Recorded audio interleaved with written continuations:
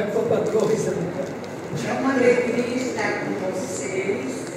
Em vida, a minha juventude caiu no parafusinho da máquina, mas ninguém preste atenção nisso. Vamos transcender a matéria. Eu estou lendo um livro magnífico, não espírita, adoro o livro não espírita, e amo os livros espíritas, O Cérebro que se Transforma, do Dr. Norman Lloyd. Comprei na Saraiva, devorei o livro e estou relendo, porque eu encontro nesse livro as mesmas explicações do querido André Luiz no livro Evolução em Dois Mundos. Mas o mais importante, o livro confirma as palavras de Jesus de Nazaré. Realmente, somos deuses, somos luzes. Podemos fazer o que Jesus fez e muito mais. Confirmando Jesus. O Dr. Norman Lloyd nos lembra sobre a importância da imaginação, do que pensamos, que realmente se cria e constrói. Um grupo de neurocirurgiões que querem e demonstram a plasticidade do nosso cérebro. Mas eles falam, sempre se pensou primeiro que o cérebro, durante algum tempo alguns pensaram, que o cérebro era uma máquina e quando quebrasse uma peça não haveria mais jeito de consertar. Pensaram também que o cérebro dos idosos estava destinado ao esquecimento, porque uma máquina velha não teria a mesma produtividade de uma máquina nova. Pensaram também que o pensamento não tinha tanta importância, que o que valia era a ação. Como eles fizeram essa experiência importante que confirma Jesus de Nazaré? Quando Jesus disse, aquele que olhar para a mulher cobiçando já cometeu adultério, pareceria uma heresia científica. Hoje, no século XXI, está cientificamente provado. Um dissidente russo, campeão de xadrez, entrou em desacordo com o governo russo e foi preso. O nome dele está no livro Staravsky, sei lá. E foi preso, ficou 2 anos numa cela escura sozinho. Quando ele saiu, todo mundo pensou, nossa, ele vai custar voltar a jogar xadrez. Ele saiu, um mês depois, era novamente campeão. Mas como os cientistas quiseram saber?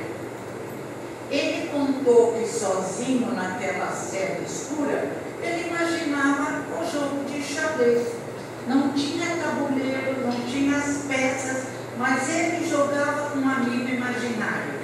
E com o tempo que ele tinha pela frente, as jogadas dele ficaram primorosas. Consequentemente, houve uma demonstração e outra experiência vem aí, demonstrando que realmente o que nós pensamos já se realizou. Às vezes, não com tanta propriedade como o ato realizado, mas pelo menos com 98% da eficiência daquilo que realizamos na prática. Outra experiência. Pegaram um grupo de pianistas e fizeram tocar. E puseram a ultrassonografia PET para verificar o que acontecia no cérebro.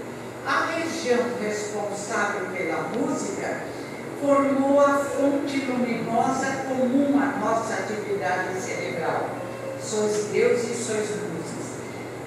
Esperaram uma semana e pediram aos pianistas que não tocassem o teclado, que com os olhos fechados se imaginassem tocando.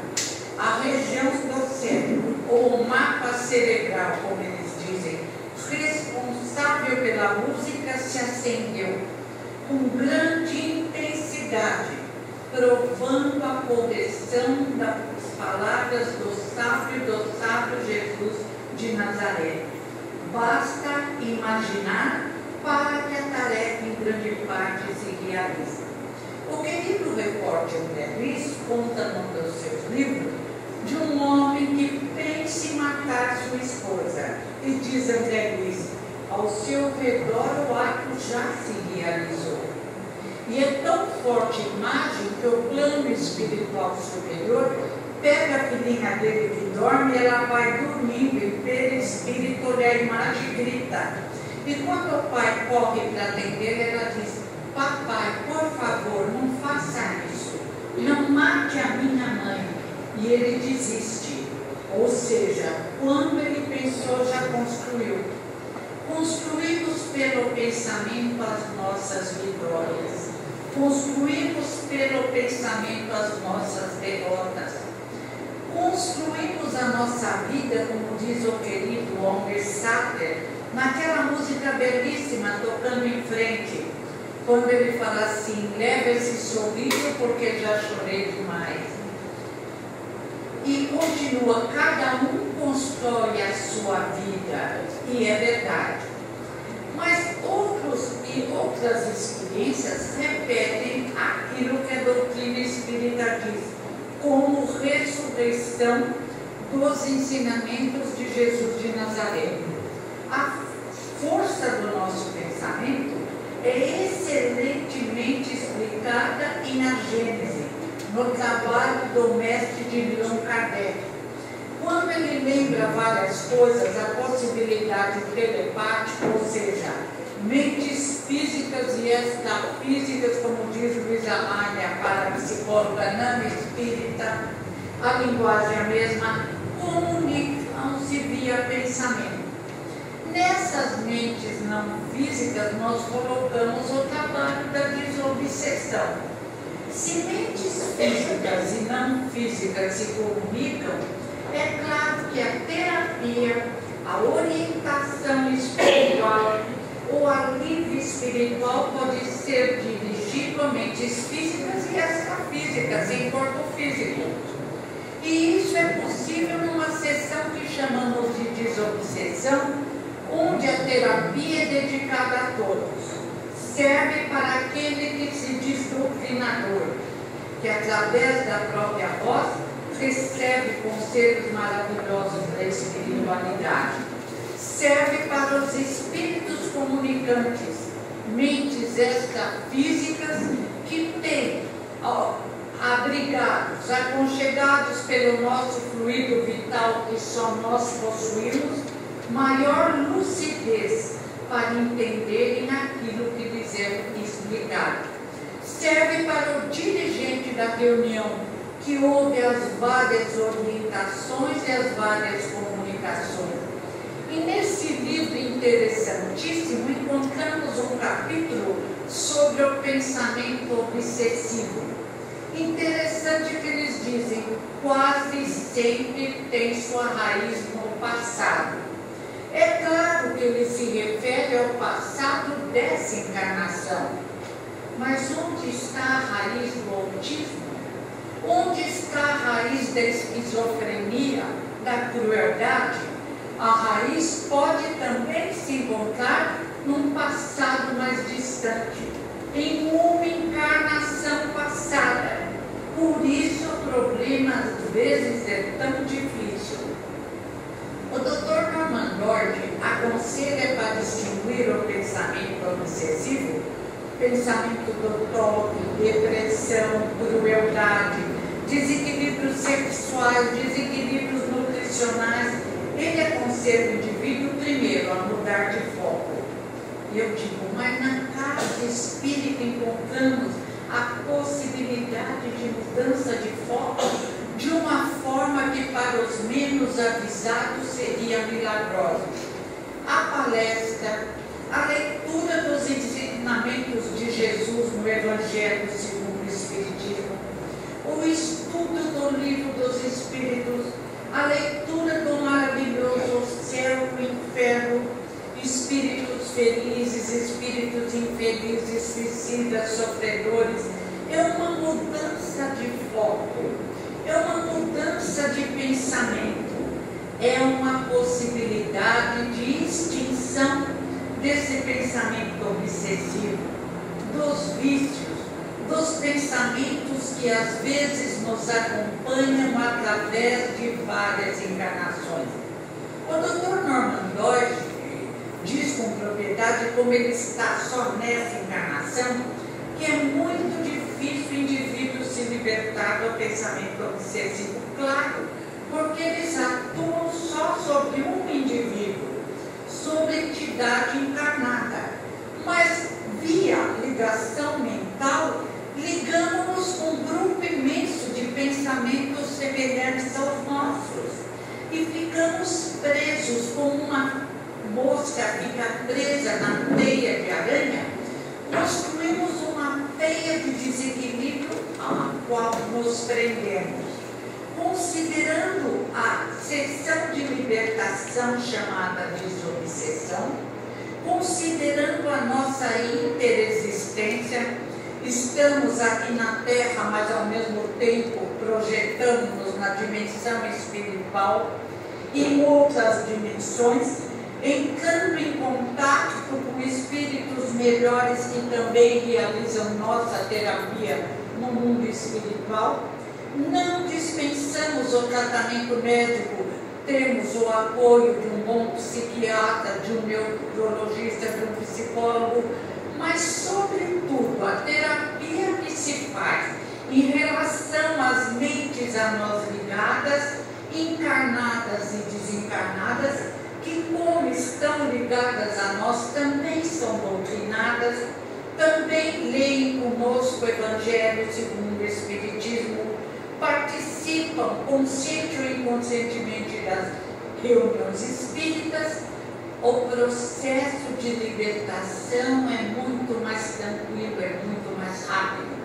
Agora, depende de cada um manter esse estado de libertação, porque o grande mestre, o maior sábio dos sábios, o maior cientista de todos os tempos, Jesus de Nazaré, confirmando Norman Doidge, Mazeric, Paul Baisita, George, Dr. Taube e todo esse grupo de cientistas magníficos que estudam a plasticidade do cérebro, que verificam que o cérebro é um organismo vivo, que concordam que o pensamento molda, modifica o nosso cérebro a cada dia, a cada segundo, conforme as nossas experiências. Todo esse conjunto de mentes físicas e extrafísicas, de católicos, protestantes, espíritas, indivíduos unidos com o mesmo objetivo: libertar o indivíduo da terra do sofrimento e da dor. Porque, lembrando o Dr. James Collins no livro Comportamento Anormal, nunca se viu na terra tanto desequilíbrio e tanta dor. Ao mesmo tempo em que temos tantos recursos para nos libertarmos de dores físicas, aumentamos as dores morais, os pensamentos obsessivos. O indivíduo se liberta, como disse Jesus, do espírito mau, mas se não se modificar, se o seu coração continuar vazio, um deserto, uma incapacidade de amar ao próximo, logicamente ele atrairá outros corações vazios, outros corações incapazes do perdão e do amor. O que, à luz da doutrina espírita, do trabalho de Kardec e do trabalho de Jesus, exige uma mudança de pensamento. Somos o que pensamos, diz a doutrina espírita. Somos o que pensamos, dizem os cientistas da atualidade. A ultrassonografia PET do cérebro faz com que eles o apresentem com mapas cerebrais. Mas não somos espíritos, mas encarnados, comunicamos-nos através do corpo físico. E na relação espírito-corpo, Herculano Pires tem um livro lindo, Relação espírito-corpo, o corpo oferece automatismo, resistência, é o ser do corpo, como diz Kardec. O querido André Luiz, em Evolução em Dois Mundos, ele fala nesse automatismo físico, o automatismo que faz com que nosso coração, nossos órgãos responsáveis pela digestão, pela excreção do que não é necessário, trabalhem sem interferência nossa. podemos interferir por nosso desequilíbrio, podemos auxiliar para a nossa harmonia interior, mas existe um automatismo nas plantas, nos animais irracionais e naturalmente no ser humano. Mas o nosso pensamento, como lembra André Luiz, que pode produzir tudo o que existe, do que é necessário no nosso corpo físico, que tem um laboratório, precisa ser equilibrado, relativamente equilibrado, na relatividade do planeta Terra, para produzir enzimas, hormônios que fazem a harmonia física, que produzem a alegria de viver, que tornam o indivíduo bem-humorado, forte, independente da idade. Porque diz uma neurologista italiana, eu encontrei na internet, eu não lembro se é Beatriz ou Elza, ela cuida da plasticidade do cérebro e faz congressos em todo o mundo. Ela diz, eu tenho 100 anos, mas meu cérebro tem 20. Basta estimular o cérebro que ele consegue se manter em boas condições. Esse livro fala, antes falando nos mapas cerebrais, o Dr. Norman Doidge e todos os pesquisadores dizem que formamos, o espírito pensa, age sobre a mente do perispírito e sobre o cérebro do corpo físico, gravando através de estimulação suas impressões. Assim ele forma, diz o Dr. Norman Doidge, não fala sobre espírito, o pensamento forma mapas. Existem mapas adequados, existem mapas inadequados. Os mapas inadequados agem como elementos indutores ao desequilibrador. O indivíduo viciado, por exemplo, no álcool, que é terrível, esse indivíduo tem um mapa que age como um elemento indutor a que ele ame o álcool, não dispense o álcool, dependa do álcool.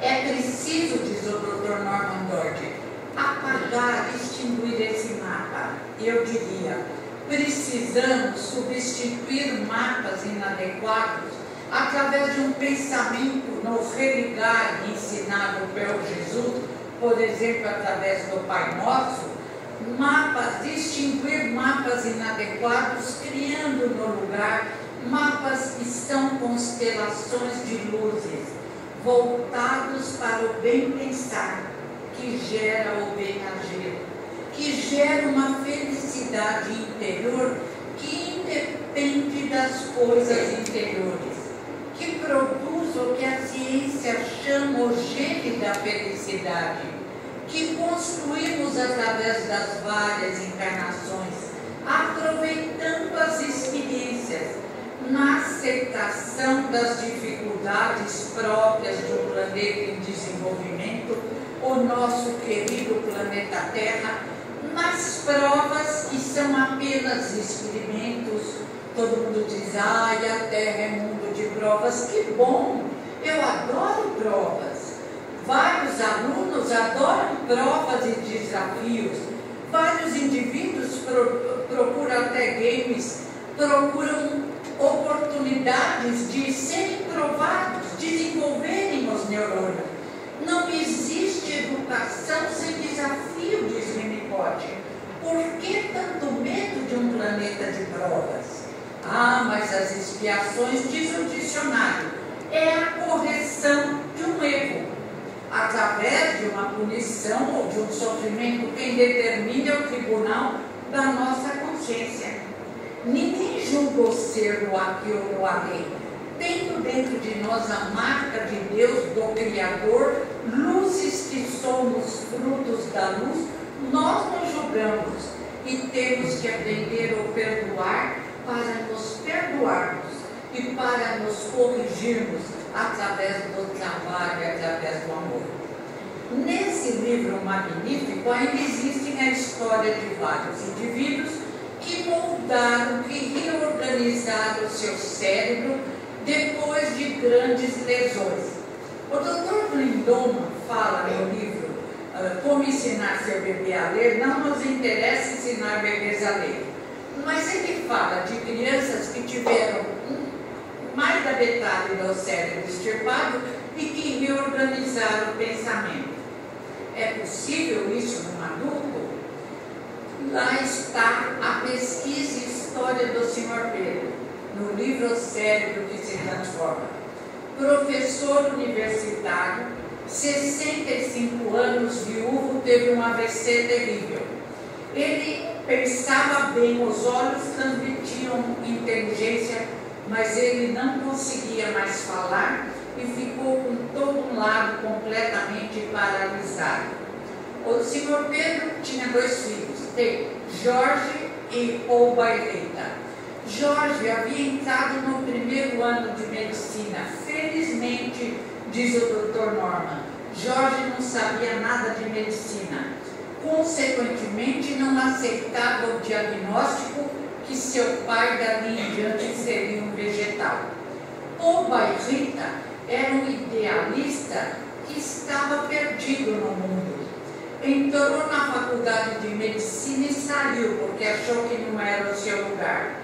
E passou a viajar e fazer curso nos Estados Unidos, na Suíça. O Sr. Pedro teve AVC e Jorge o colocou numa clínica de reabilitação. 8 meses depois, devolveram o Sr. Pedro no estado em que ele entrara na clínica. E falaram para Jorge, olha, não tem jeito. Conversa, ele entende tudo, mas ele não vai falar, não vai andar e nem sequer vai poder tomar banho sozinho, fazer suas atividades sozinho. De hoje em diante ele será como um bebê, no sentido motor. Jorge, intuído, eles não falam, digo eu, intuído pela espiritualidade superior, ficou focado naquelas palavras, seu pai agora é um bebê. E ele pensou, se meu pai é um bebê, ele vai ter que refazer as fases de bebê para se libertar dessa desorganização do pensamento e desorganização motora. Não sei se ele entrou em contato com as experiências do Dr. Green, que tem um Instituto para o Desenvolvimento do Pensamento Humano lá na Flórida. Mas o interessante é que Jorge usou o mesmo sistema de domínio. Ele pegou o pai e falou para o pai, vamos começar como você nasceu de novo e vamos começar quando você era bebê. Você vai começar primeiro mexendo o braço, perna, depois engatinhando, iniciar o processo que vai estimular o seu cérebro. O Sr. Pedro ficou muito feliz, ele não tinha nada a perder. Parece que o pior havia acontecido. E no início Jorge tinha que puxar um braço do pai e uma perna do pai, o outro braço até que os movimentos do engatinhar se repetissem. A exaustão, em poucos meses, quer dizer, 6, 8 meses, o Sr. Pedro começou a engatinhar. Muito tempo depois, Jorge encostou o pai na parede para ele forçar o lado paralisado e começar a se levantar. Jogavam bolinhas, brincavam com moedas, rolavam no chão, como se o Sr. Pedro fosse um bebê. Para o lado fraco, Jorge inventou muitos exercícios. Inclusive pegar uma panela grande e o Sr. Pedro fingir um movimento de arear. 15 minutos de um lado, 15 minutos do outro. Depois de muitos exercícios, mais de um ano se passou e o Sr. Pedro andava. Andava com perfeição. Aí o Jorge falou, pai, agora é falar. O Sr. Pedro concordou, ele queria falar. Exercícios se iniciaram com o auxílio da fono, com o auxílio de Jorge e do Sr. Pedro. Meses de trabalho intenso se passaram e o Sr. Pedro voltou a falar. Voltou a dar aula e ficou tão entusiasmado com a juventude e com o bem-estar que casou de novo. E mais entusiasmado ainda com a alegria no casamento, começou a escalar montanhas. Foram 8 anos de plena felicidade, pelo menos ele dizia. Numa dessas escaladas, ele desencarnou, mas valeu. Valeu a experiência, valeram os exercícios, valeram os 8 anos de felicidade. Jorge e Bairrita pegaram o cérebro do pai e levaram para ser estudado na Califórnia, com a doutora Mary Jane. Quando ela cortou o cérebro do pai de Jorge em lâmina, ela ficou assustada, porque a lesão havia sido extensa. Pela lesão, o Sr. Pedro deveria estar um vegetal. E ela se perguntava como ele conseguira reorganizar seu pensamento, como conseguira voltar a usar a voz, como conseguira levar uma vida tão normal nos 8 últimos anos. O Bairrita ficou encantado. Ele disse, mas é isso que eu quero. É descobrir a cura impossível para pessoas que sofrem. Vou voltar à medicina. Ele estava com mais de 40 anos.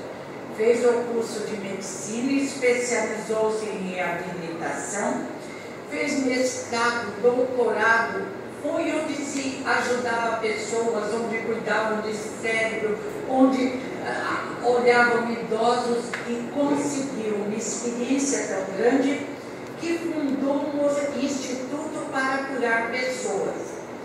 Uma das clientes que apareceu, uma moça que havia tido um problema muito grande, uma infecção no ouvido e tomou muito antibiótico.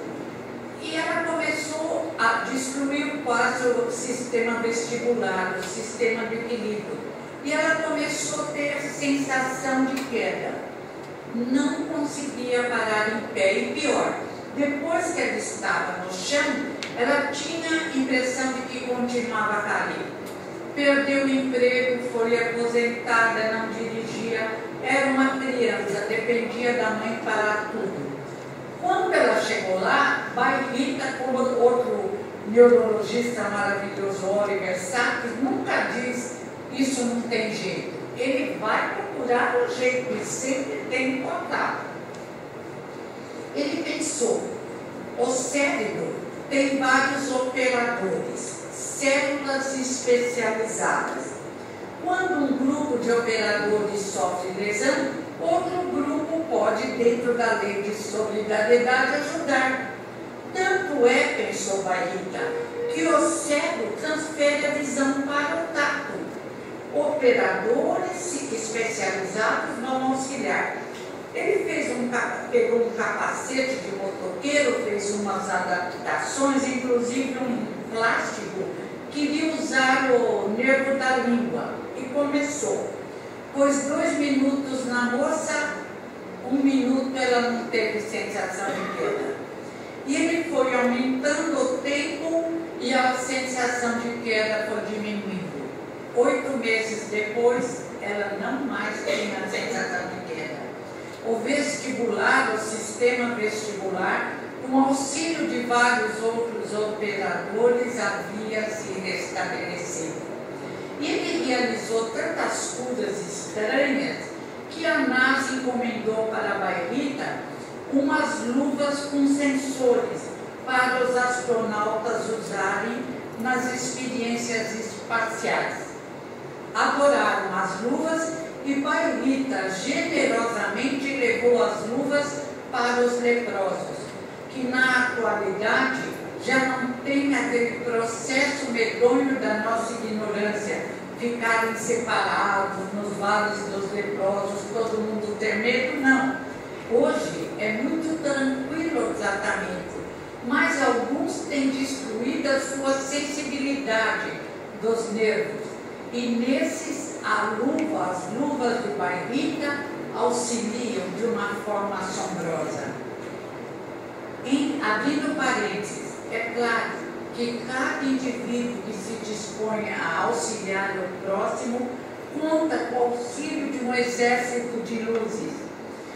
Já bastaria o anjo da guarda do indivíduo doente, os espíritos familiares, os espíritos do lar, o anjo da guarda de Bairrita, os espíritos que velam por Bairrita, os espíritos que velam pelos cientistas.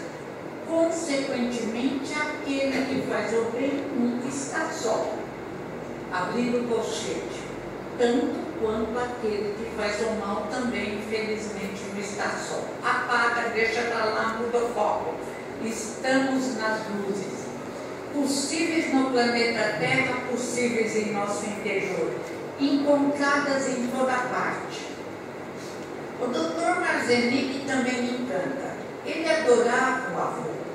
Quando o avô desencarna, ele funda um instituto para estudar e auxiliar os idosos. E o que ele descobre? Nos idosos, os mapas cerebrais menos utilizados começam a se apagar. Daí as dificuldades dos idosos. Ele diz, até para andar, o idoso, além de perder a flexibilidade, começa a hesitar. Porque seu mapa cerebral está muito apagado. Porque a sola de couro impede um contato maior com o chão. E os idosos, como os bebês, têm que firmar seus mapas cerebrais. Então ele aconselha andar no chão liso, andar no tapete crespo, andar na areia, firmar seus mapas cerebrais, utilizar bem a visão, se usar óculos, tirar um pouco o óculos, fazer um pouco de exercícios para que não só o mapa cerebral se intensifique, como os músculos abandonados que dirigem os nossos olhos sejam fortificados. Assim o Dr. Marzenik faz com a sua sogra. E acreditem, ele ama a sogra. Realmente ele está em boas condições. Eu já comecei, viu, Leia? Vamos ver. Para ver se os meus mapas. E ele aconselha também aos idosos desafios. Aprenderem uma língua ou uma música, algo diferente. Tudo que seja feito com emoção, com alegria, com prazer, que a fixação é melhor. E ainda tem histórias de uma moça incrível, Bárbara Young. Ela nasce porque Bárbara Young, numa família brilhante, pai, mãe, professores universitários, os irmãos 3 considerados acima da média no QI, inteligência e mesmo no QI, emoção. Porque Bárbara Young nasce com uma terrível assimetria do cérebro, o que produz várias dificuldades intelectuais. Além de o corpo físico ser um lado completamente diferente do outro. A mãe de Bárbara é excelente, o pai também. Eles auxiliam a menina em tudo, eles têm um humor. Então a mãe diz para a Bárbara, filha, sua perna é muito maior que a outra, vamos resolver isso. Usa um sapato especial. Eu acho que a parteira te puxou pela perna direita. Com 5 anos, Bárbara resolveu brincar de toureiro. O frontal dela era preservado, ela era muito determinada. Ela pula em frente do touro, que era o carro do pai, e se arrebenta toda. A mãe corre abraçar e diz, filha, por favor, eu quero te abraçar quando você tiver 15 anos. Assim você não vai chegar lá. Bárbara, o que os irmãos aprendem em 15 minutos, ela precisa de 5 horas de estudo. O pai vai até as madrugadas estudando com Bárbara e tem coisas que parecem que ela não vai aprender. Conceito de número 0. Entender se a pessoa está ironizando, brincando ou falando certo, 0. Dificuldades várias que fazem com que muitos a considerem retardada. Mas não é porque a pessoa foge ao molde social que é retardada. Tem outras espécies de inteligência que devem ser consideradas. Bárbara, com aquela determinação que a caracteriza, resolve vencer suas dificuldades. Encontra numa escola especial um menino também com dificuldades. Os dois começam a namorar e se auxiliam. Ele tem a ideia de fazer para a Bárbara um joguinho. Nas folhas, na frente tem um relógio com a hora certa e atrás a resposta que ela não deve olhar, só em último caso. Bárbara passa horas perseverante jogando e descobre que, depois de muito tempo, aprende horas, minutos, segundos. Descobre que está mais atenta e que, observando melhor, consegue entender melhor o que as pessoas estão dizendo. Por exemplo, se dizem para ela agora, nem que chova canivete eu vou lá, ela sabe que a pessoa não está dizendo que vai chover canivete. E Bárbara começa, Hélio, namorado, mais tarde esposo, depois se separam, começa a fazer exercícios no computador para estimular o seu cérebro. Ela lê nessa ocasião aquela experiência clássica dos ratinhos pobres e ratinhos ricos, não é saldo bancário. É que os ratinhos ricos ficam em gaiolinhas cheias de brinquedinho. Para os menos avisados, seriam castigados. Eles têm que apertar o botãozinho para obter comida e água. Mas para os cientistas, aquelas dificuldades desenvolvem os cérebros dos ratinhos. E por isso são chamados ratinhos ricos.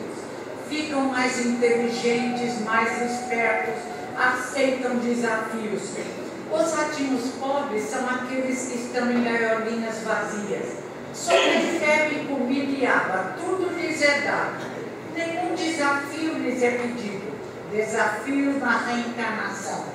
Reclamamos, mas é a única forma de desenvolvermos a inteligência.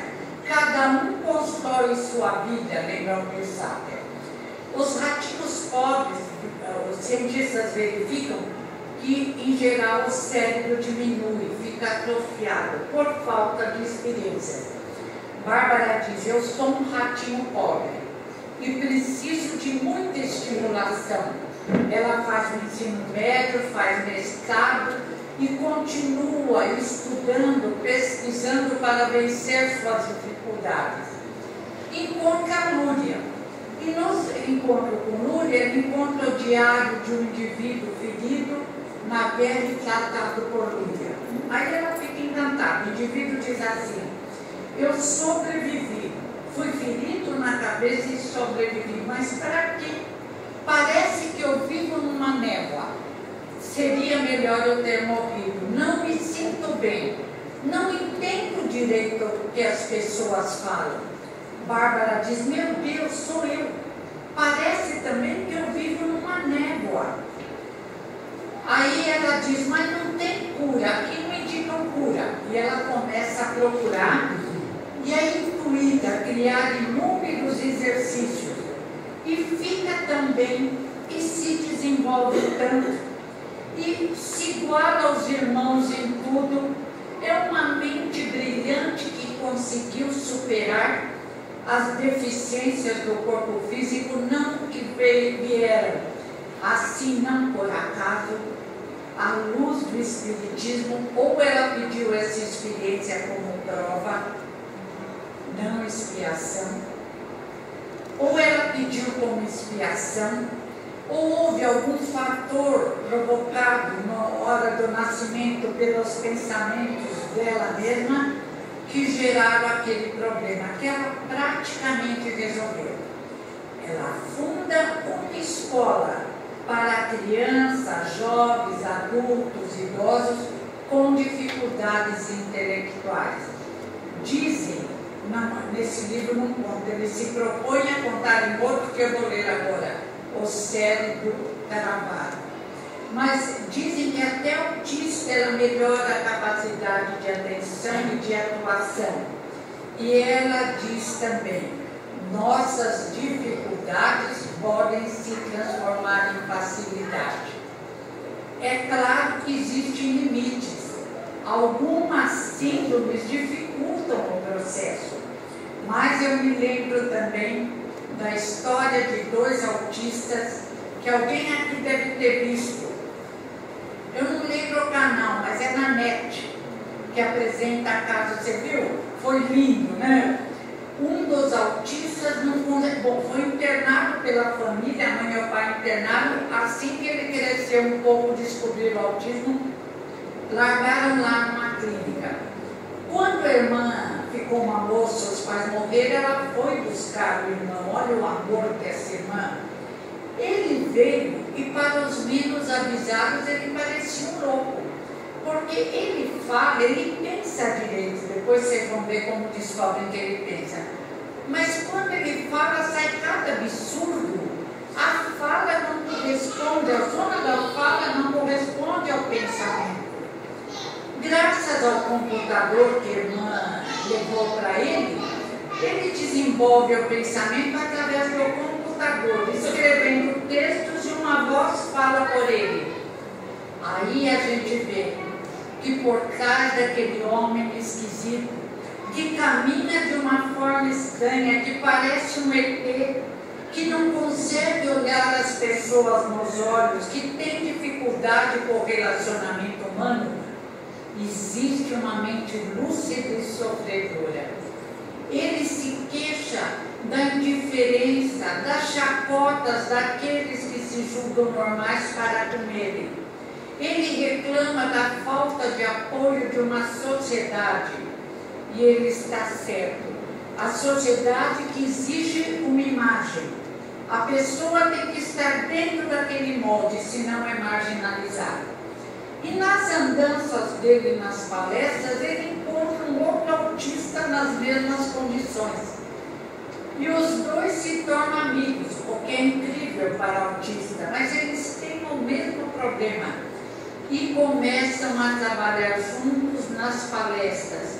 Um faz um trecho e outro, conscientizando a sociedade que por trás de uma aparência estranha, de uma incapacidade de se comunicar, existe um coração afetuoso que precisa de atenção e amor.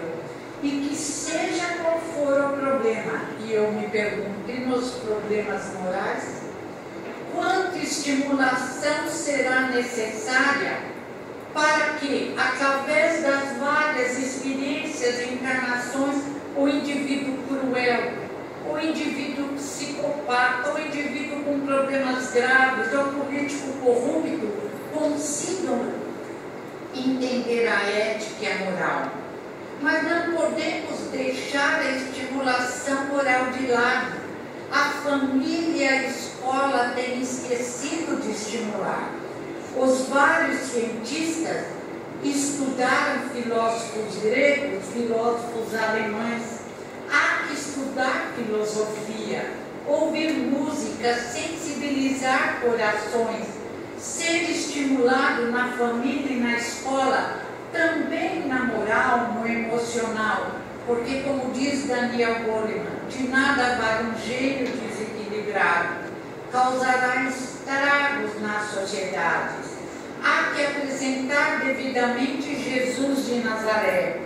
E Herculano diz num artigo lindo: cada indivíduo que conhece Jesus é um emissor de pensamentos que age sobre aqueles que julgam não conhecer, induzindo a melhorar. E em todas as regiões existem enviados por Jesus: Buda, Krishna, o grande Sócrates, Platão, monges tibetanos. Somos responsáveis por um mundo novo. Temos que iluminar nosso mundo interior na compreensão de que nosso destino é a luz, porque somos filhos da luz. Nossos problemas se resolvem numa mesma encarnação, através da utilização desta força poderosa que é o nosso pensamento. E hoje a ciência concorda, a fé cura, o pensamento positivo modifica. Somos a luz da ciência pela ultrassonografia PET, pela câmara Kirlan, também descrita em experiências psíquicas além da cortina de ferro, pelas experiências do Dr. Oliver Sacks, que consegue fazer com que um idoso que está morrendo em vida, não quer se alimentar, indiferente, desperte ao ouvir uma música que ele amava na sua juventude. O Dr. Oliver Sacks foi pondo várias músicas da época do idoso, até que pôs o velhinho arregalou os olhos e começou a dançar, e despertou para a vida. Existe mais mistérios entre o céu e a terra do que pode conceber nossa vã filosofia de Shakespeare. Não existe mistério. Existe desconhecimento. Encontramos nos livros básicos de Kardec, e agora a ciência vem dar as mãos ao lado dos livros de Oliver Sacks, um antropólogo em Marte, a mulher que confundiu, o marido que confundiu sua mulher com chapéu, esse livro, O Cérebro que se Transforma, o livro de Daniel Goleman, QI versus QE, e nos livros básicos de Kardec, material para compreendermos nossa força, nossas possibilidades e entender o poeta René Mariário. Queiramos ou não, Deus nos faz amadurecer. Vamos desejar e conseguir amadurecer agora, através do trabalho e do amor. Obrigada.